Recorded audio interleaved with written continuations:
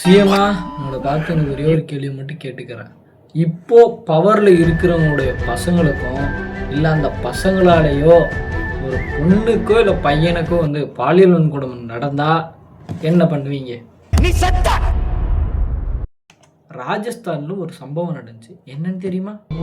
13 வயசு பொண்ணை 30 பேர் 5 நாள் கொடூரமாக பாலியல் வன்கொடுமை பண்ணியிருக்காங்க.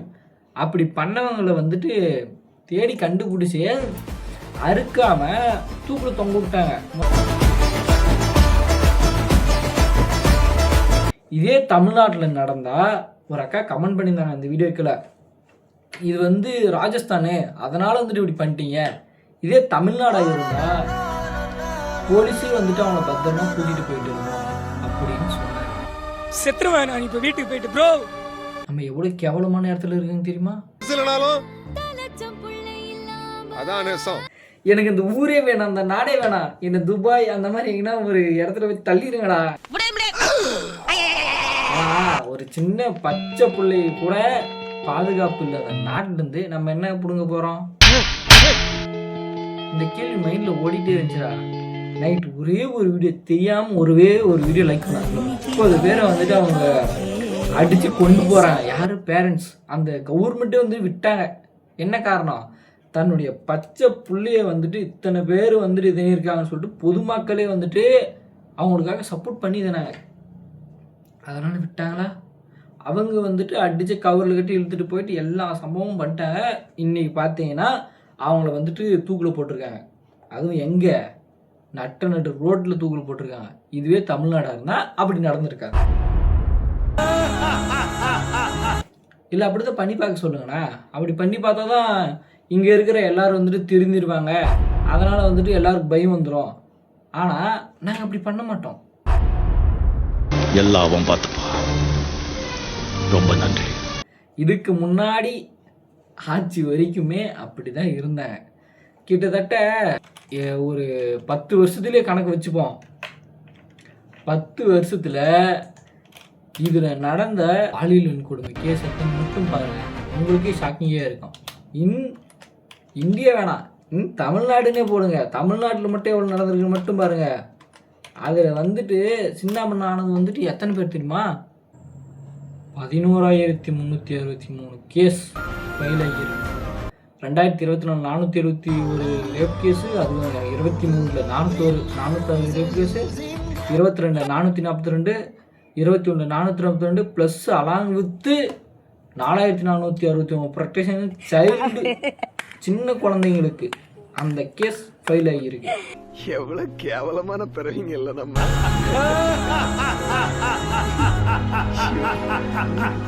இருக்கிற லாபடி ஏன் இப்படி வந்துட்டு பண்றீங்க? பாவம், அவங்க தான் வந்து சின்ன குழந்தை ரொம்ப கஷ்டப்பட்டு பாலியல் வன்கொடுமை செஞ்சுட்டு அவங்க வந்து கஷ்டத்தோட அவங்களால வந்துட்டு ஒன்றுமே பண்ண முடியாத நிலைமையில் வந்து போலீஸ் வந்து மாட்டுறாங்க. அப்படி மாற்றவங்களுக்கு நீங்கள் என்ன பண்ணுறீங்க? ரொம்ப இருக்கிறதுலே ரொம்ப கஷ்டமான தண்டனை இதுதான், இதுக்கு மேலே எதுவுமே இல்லைன்னு சொல்லிட்டு ஆயுள் தண்டனை கொடுத்துட்றீங்க. ஆயுள் தண்டனை கொடுத்து என்ன எந்த பயனும் இல்லை. ஆயுள் தண்டனை கொடுத்துட்டீங்க, மறுபடியும் அதே தப்பு அதே ஊர்லேயோ இல்லை அதே பக்கத்து வீட்டில் கூட எப்படியாச்சும் நடந்துடும். காரணம் என்ன தெரியுமா? நீங்கள் வச்சிருக்க சட்டம், லா. ஒத்துக்கிட மனசு இல்லைனாலும் அதான் நேசம். இந்த லா வந்துட்டு ஒவ்வொருத்தருக்கும் ஒவ்வொரு மாதிரி ஆக்ட் பண்ணோம். இதுவே ஒரு பணக்கார வீட்டு பையனோ பொண்ணோ இந்த மாதிரி சீரழித்து இறந்தாங்கன்னா அவங்களுக்கு வந்து இந்த லா எந்த மாதிரி வேலை செய்யும் தெரியுமா? என்ன கொடுமை சரவணனது. இதுவே ஒன்றுமே இல்லாதவங்களுக்கு வந்துட்டு இந்த மாதிரி லா வேலையை செய்யாது. நீ கேட்ட ஒவ்வொரு கேள்வி என்ன செருப்பால் அடிச்ச மாதிரி இருக்குடா. ஆனால் போன வருஷம் இந்த வருஷம் வந்துட்டு ரொம்பவே நாடு எதில் முன்னேறதோ இல்லையோ இதில் வந்து முன்னேறியது. போக்சோ கேஸில் இன்க்ரீஸ் ஆகிறது.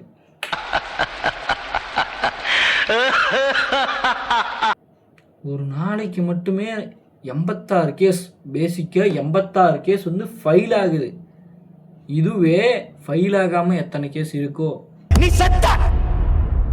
கொடூரமான விஷயம் என்ன விஷயம் என்னன்னு பார்த்தீங்கன்னா வச்சுக்கோங்க, இந்த மாதிரி பிரச்சனை ஆயிடுச்சு, இந்த மாதிரி நடந்திருக்குன்னு சொல்லிட்டு இன்ஸ்டாகிராம் ஒரு ரீல் போட்டால் அதுக்கு கீழே ஒருத்தனை வந்து கமெண்ட் பண்ணுறாங்க பார்த்தியா, அவங்கள நினச்சாதான் இன்னும் ஏன்னா இந்த கேடு கெட்ட தாயரின் மத்தியிலே நம்ம வாழ்ந்துக்கிட்டு இருக்கோம் அப்படின்னு சொல்லிட்டு மனசு வந்து குமுறுது, ஒரு குமுறலாகவே இருக்கு. இப்போ என்ன பிரச்சனை போய்கிட்டு இருக்கு, நீங்கள் என்னடா பண்ணிக்கிட்டு இருக்கீங்க, டிவிக்கு ஓட்டு போட்டீங்களா, அனுபவிங்க.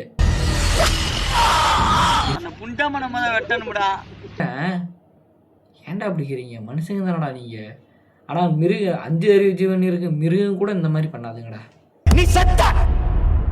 ஒரு ரீல்ஸ் எல்லாம் நிறைய பார்த்ததுமே எனக்கு இந்த கடவுள் இருக்கா, இல்லை இருந்து இல்லாமல் இருந்துச்சா, இல்லை இல்லவே இல்லையா, நம்ம தான் அப்படி நம்பிக்கிட்டு இருக்கோமா அப்படின்னு ஒரே ஒரு கமெண்ட் ஒரு அக்கா பண்ணியிருந்தாங்க.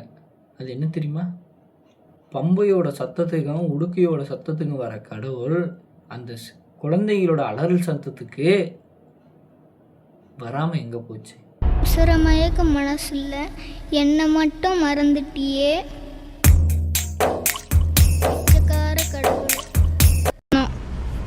ஃபஸ்ட்டெல்லாம் தமிழ்நாட்டில் ஒரு பிரச்சனை, ஒரு பொண்ணுக்கு பிரச்சனையோ இல்லை பையனுக்கு பிரச்சனையோனா, பையனுக்கு பிரச்சனை கூட விட்ருவாங்க, பொண்ணுக்கு பிரச்சனை வச்சுக்கோங்களேன், அக்கம் பக்கம் இருக்கிறவங்க அங்கே நடக்கிற இடத்துக்கு வந்து என்னன்னு கேட்பாங்கடா. ஆனால் இப்போ இருக்க என்ன தெரிய மாட்டாங்க, அப்படியே உடனே எடுத்து ரீல்ஸ் தான்டா. இப்போ நான் கூட பாருங்களேன் வீடு தான் எடுத்து போடுறேன், ஆனால் என்னால் வந்து கேட்க முடியல. ஏன் தெரியுமா, பயம். அது மட்டும் இல்லாமல் நான் ஏன் கேட்கணும், எனக்கு யார் நான் ஏன் கேட்கணும், எதுக்கு எனக்கு பிரச்சனை அப்படின்னு சொல்லிட்டு ஒதுங்கி போயிடுறாங்க. என்ன பண்றா ஃபர்ஸ்ட் வெளிய வாடா.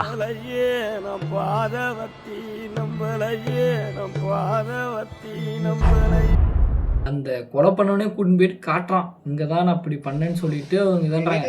அவங்களுடைய பேரண்ட்ஸ் கதற சத்தம் என் காதில் ஒன்று கேட்டுக்கிட்டே இருக்கு. இதுவே தமிழ்நாடாக இருந்தால் வச்சுக்கோங்களேன், அங்கிருந்து ஒரு அக்கா கமெண்ட் பண்ணியிருந்தாங்களா, ஒரு அக்கா நானே கூட சொல்கிறேன்டா, அங்கே வந்துட்டு அவர் அந்த கொலை பண்ணார் பற்றி விக்டிமை, அவனை வந்துட்டு பத்திரமா கூட்டிகிட்டு போயிடுவாங்களா போலீஸு.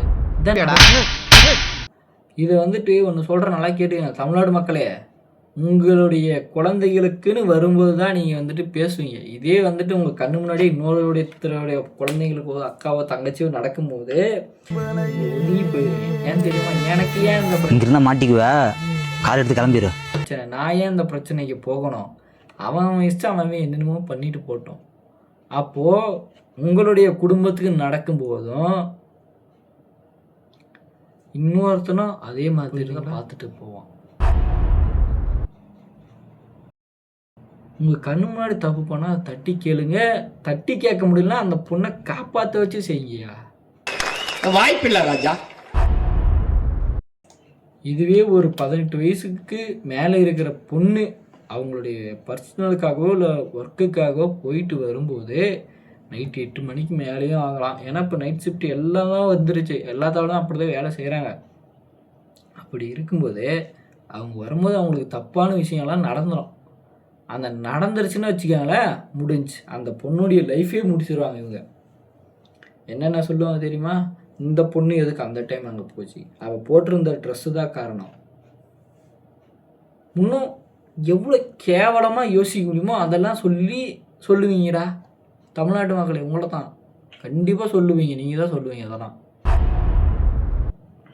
இதுக்கெல்லாம் ஒரே ஒரு தீர்வுனா, இது தீர்வு இருக்கா இல்லையான்னு எனக்கு தெரியலை. ஆனால் நம்ம வீட்டு பொண்ணுங்களையும் சரி நம்ம வீட்டு பசங்களையும் சரி ஒழுக்கமாக வளர்க்கணும். நம்ம வீட்டு பசங்களுக்கு தான் முக்கியமாக சொல்கிறேன், கேட்டுக்கங்கடா. ஒரு பொண்ணு நம்ம எப்படி பார்க்கணுன்றதே நீங்கள் கற்றுக் கொடுக்கணும் வீட்டில் இருக்கிற பேரண்ட்ஸ். ஏன்னா நீங்கள் நினச்சா மட்டும்தான் முடியும். இதில் வந்து திருத்துறேன் ஸ்கூலுக்கு போனால் திருந்துறாங்கனால இல்லை, ஒரு பொண்ணை எப்படி பார்க்கணும் எப்படி பழகணுன்றதே நம்ம பேரண்ட்ஸ் அவங்க தான் ஃபஸ்ட்டு கற்றுக் கொடுக்கணும். அடுத்த ஜென்ரேஷன், இந்த ஜென்ரேஷன் ரொம்ப கேவலமாக போய்கிட்டு இருக்கு. குடிபோதையில் போகிறோம், போதை பழக்கத்தை அடிக்கமே என்னென்னமோ பண்ணுறாங்க, அவங்களுக்கே தெரியாமல் பண்ணிக்கிட்டு இருக்கானுங்க. நீங்கள் வந்துட்டு பேரண்ட்ஸ் கரெக்டாக இருந்தால் எல்லாம் கரெக்டாக இருக்கும். இந்த விஷயம் வந்துட்டு மைண்டு போட்டு ரொம்ப உழப்பிக்கிட்டு இருக்கா. இதுவே அந்த விஷயமெல்லாம் இப்போ பாலியல் நடக்குன்னு சொல்கிறேன் பார்த்தீங்களா, இதுவே நமக்கு தெரிஞ்ச பொண்ணு, நம்மளுடைய பார்ட்னர், அப்படி இல்லைன்னா நம்மளுடைய அக்கா தங்கச்சி யாராக இருந்தாலும் சரி, நமக்கு நெருக்கமானவங்களாக இருந்தால் மட்டும் வச்சுக்கோங்களேன், அவங்கள வந்துட்டு கொல்லணும் வெட்டணும் இப்படி தான் தோணிக்கிட்டு இருக்கோம். இதே வந்துட்டு யாருக்கும் நடந்துச்சுன்னா யாருக்கும் நடக்குது அப்படின்னு சொல்லிட்டு போயிடுறோம். 20-30 வருஷத்துக்கு முன்னாடியே பரவாயில்லையா இருந்து பொண்ணு பிள்ளைங்க பிறந்தா வச்சுக்கேன் கள்ளிப்பால் ஊற்றி கொண்டிருவாங்க. இந்த மாதிரி கஷ்டப்படாமல் இருக்கிறது தான் அப்படி பண்ணாங்களா என்னமோ தெரியல. இந்த வீடியோக்கு வர்றதுக்கு காரணம் ஒரு முக்கியமான ஆள் யார் தெரியுமா? எம்ஜினா மதன்கு அண்ணன் வந்துட்டு ஒரு வாரமாக ஒருத்தருடைய பர்சனல் லைஃப், அதாவது ஒரு 2 பேர் கல்யாணம் ஆன கேஸு வந்துட்டு அண்ணன் திருப்பி போட்டுக்கிட்டு இருக்காரு. ஒரு சைக்கோ அந்த மாதிரின்னு. ஆனால் இந்த ராஜஸ்தானில் நடந்துச்சுல ஒரு கேஸு, 13 வயசு குழந்தை, அந்த கொடூரத்தை பற்றி ஒரு வார்த்தை அண்ணன் பேசலை இன்ன வரைக்கும். இந்த வீடியோ நான் இப்போ எடுக்கிற வரைக்குமே பேசலை. இதுக்கு மேலே மேபி பேசலாம். இந்த வீடியோ வந்துட்டு நீங்கள் யார் திரும்ப ஷேர் பண்ணுறீங்க? கடவுள் இருக்குன்னு நம்புறவங்க எல்லாம் உங்கள் கடவுளுங்களுக்கு இந்த வீடியோவை ஷேர் பண்ணி விட்ருங்கடா. இந்த வீடியோவை ஷேர் பண்ணுங்க. பாலியல் கொடுமை நடக்கும், அந்த வீடியோலாம் ஷேர் பண்ணி விடுங்க. அந்த கடவுளெல்லாம் பார்த்துட்டு அமைதியாக உக்காந்துக்கிட்டு இருக்கட்டும். ஏன்னா இந்த குழந்தைங்களோட கதறலுக்கே வராத கடவுள் கொட்டடிச்சு பாட்டு பாடி வர வைக்கும் போது எதுக்கு வருது? இன்னொரு ரெக்வஸ்ட் இருக்குடா எனக்காக. என்னென்னு பார்த்தீங்கன்னா வச்சுக்கோங்களேன், இந்த இந்தியாவோட பார்டரில் இருந்து நாட்டை காப்பாற்றுறது சோல்ஜர்ஸ் உங்கள் எல்லாருக்கும் ஒரு சல்யூட். அது மட்டும் இல்லை, நீங்கள் இந்த நாட்டை காப்பாற்றினால போதும், முதல்ல உங்கள் வீட்டில் இருக்கிற பெண் பிள்ளைகளை காப்பாற்றுங்க. மக்கள் வந்துட்டு குடும்பமாக என் குடும்பத்தையும் காப்பாற்றுவாங்க, அதனால் நான் ஆர்மிக்கு போயிட்டு இந்தியாவோட பார்டரில் நினச்சி இந்தியாவை காப்பாற்றுறேன்னு நினைக்கிறதெல்லாம் தப்பு. இதே ஒரே ஒரு விஷயம் உங்களுடைய குடும்பத்துக்கு நடந்து யாரும் வரலனா நீங்கள் பார்டரில் போயிட்டு இந்தியாவை காப்பாற்றுறது வேஸ்ட் அப்படின்னு உங்களுடைய உள்ளுணர்வே உங்களை கேள்வி கேட்கும்.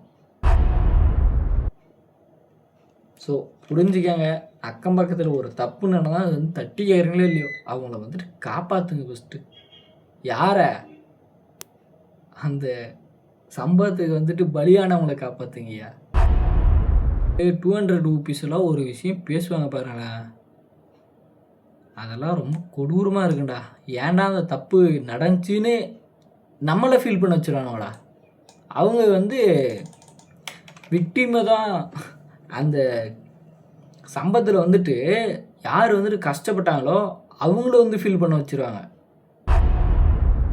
ரீல்ஸில் வந்துட்டு இந்த மாதிரி தப்பு நடந்துச்சு, ஒரு சில பொண்ணுங்களாம் வந்துச்சுங்க அவங்களுக்கு தப்பு நடந்திருக்கும், அதை வந்துட்டு எப்படா வெளியில் சொல்கிறேன்னு பயத்திலே இருப்பாங்க. குடும்பத்துக்கிட்டே சொல்ல முடியாது, யாருக்கிட்டையுமே சொல்ல முடியாது.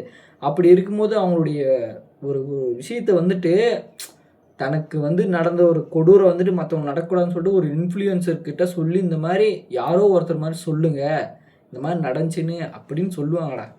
அப்படி இருக்கிற ஒரு விஷயத்தில் வந்துட்டு இப்போ போய் அப்படியே கமெண்ட் பண்ணுவானுங்க பார்த்தையா, அப்படிதான் சொல்லிவிட்டு அந்த பொண்ணு அங்கே போனால் அங்கே எதுக்கு அவள் போனால் அந்த பொண்ணுக்கு கொண்டுருவாங்கடா இவங்க.